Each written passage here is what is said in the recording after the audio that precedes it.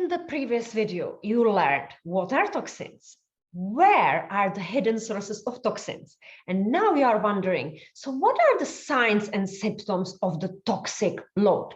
So it can be even night sweats. So very often female associate night sweating with perimenopause and menopause. But for example, cadmium, this heavy toxic metal, can displace thyroid hormones, and thyroid hormones are responsible for the thermoregulation, so regulating the heat. And if you are sweating or if you feel extremely cold, that might be the sign of toxicity. What about fatigue and sluggishness?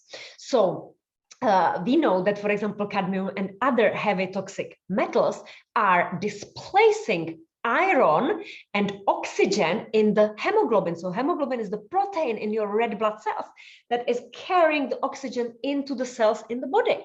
So again, this can be like causing fatigue and sluggishness, skin eruptions, dermatitis. So your body, so skin is a detoxifying and everything is coming up. So if you have rashes over the body, if you are suffering with chronic itching, chances are that you are maybe exposed to the mold and you are inhaling it. And this then has even impact on your sleep, because when you are under stress, this is a chemical stress in your body, you have high levels of cortisol, this steroid hormone, which obviously is going to protect you running away from that tiger. You cannot then sleep because melatonin, the sleep hormone, is not going to be produced. Maybe you were able years ago to eat anything and now you notice that you have this food sensitivity, maybe on a lactose, maybe on products like oranges, strawberries, wine, aged cheese, fermented food like pickles and kimchi and sauerkraut, maybe even vinegar. So this can be histamine intolerance, and there is a large list of food that is causing this reaction of your body.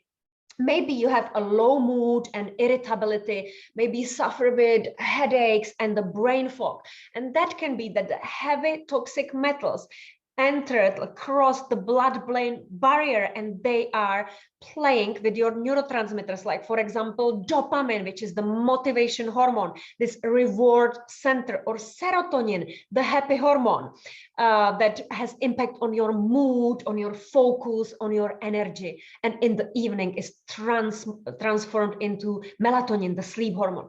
Maybe you have noticed that you are now more prone and sensitive to the odor. So when your partner or a friend is cooking the food, it's actually irritating for you.